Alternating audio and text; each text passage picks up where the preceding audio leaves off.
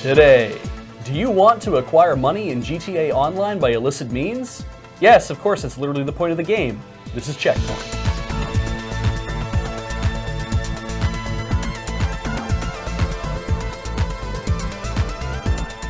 Welcome to CheckPoint, where this week we are broadcasting from our brand new studio. Of course, the old studio is kind of gone, so it's not like we had a choice.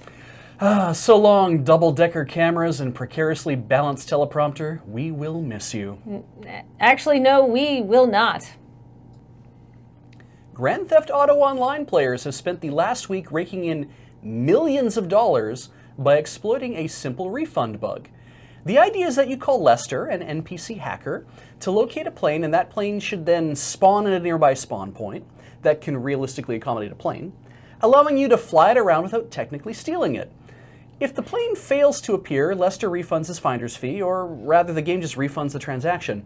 But if you just sit in your car in an airplane hangar and rev the gas pedal, the game can't spawn the plane and just keeps refunding you money. Keep that up and you start pulling in mad bank to the tune of $2,000 every 2.4 seconds. Here at CheckPoint, we believe that it is important to use every avenue you can to pay your bills. But we wish that players would have found a more wholesome way to fill their wallets. After all, they were defrauding an innocent NPC who apparently has a bottomless overdraft and unlimited planes, and who gets a cut of every bounty you put another player. You know, I don't think this guy is all that innocent.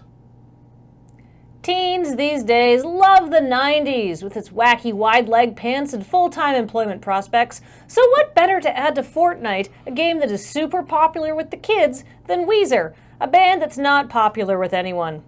If you go into Fortnite's creative mode now, you can now go to a brand new location called Weezer Island, where players can indulge in a variety of non-combat related activities, like racing through indoor mazes, playing in a giant skateboard park, and listening to 4 songs from Weezer's middling new album on repeat.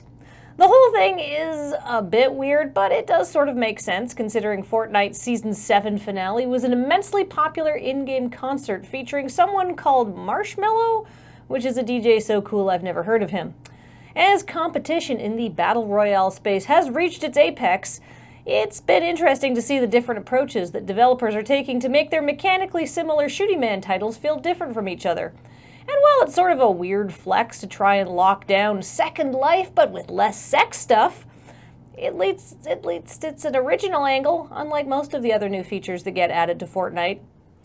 Resident Evil 2 Remake has been fertile ground for modders. One of the most popular is playing back DMX's X Gonna Give It To Ya whenever Mr. X makes his appearance.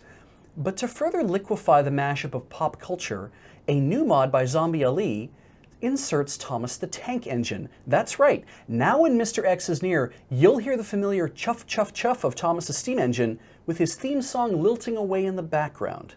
Even Mr. X himself has been replaced with a model of Thomas scaled to fit into the game instead of being included at his terrifying actual size. You heard me right, I said terrifying. Trains are massive machines consisting of several hundred tons of steel, capable of thousands of horsepower. In fact, Thomas is a coal-powered steam locomotive based on the E2 class manufactured by the London, Brighton and South Coast Railway, weighing 52 long tons and producing 1.2 megapascals of pressure in his boiler. We should be scared of trains. They can fuck us up. They deserve to be included in horror game remakes from the 90s. In fact, why the hell did DMX get in? To our knowledge, he hasn't even killed anyone. What's so scary about him? It's no secret that Anthem has taken a lot of pages out of the Destiny playbook, but unfortunately they weren't super picky about which ones they grabbed. But luckily for players, BioWare has introduced a series of changes to Anthem's loot system aimed at making the game a little less of a grind.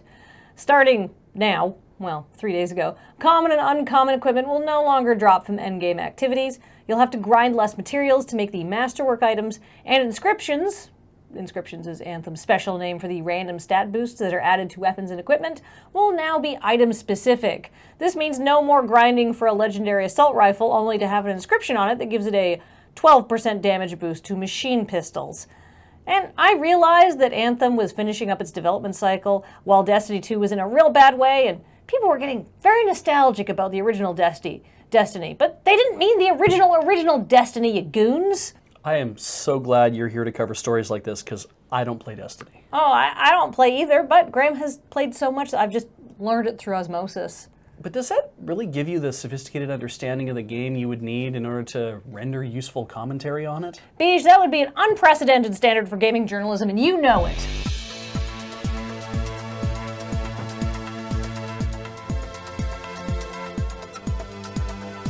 Coming up, not only did THQ Nordic attempt PR self-destruction via an AMA on notorious shit troll website 8chan, but even worse, they had the gall to do it last Tuesday, so he couldn't even report on it until now. How disrespectful. Are we ready to rumble? I am indeed. Let's rotate the cushions. Wait, no.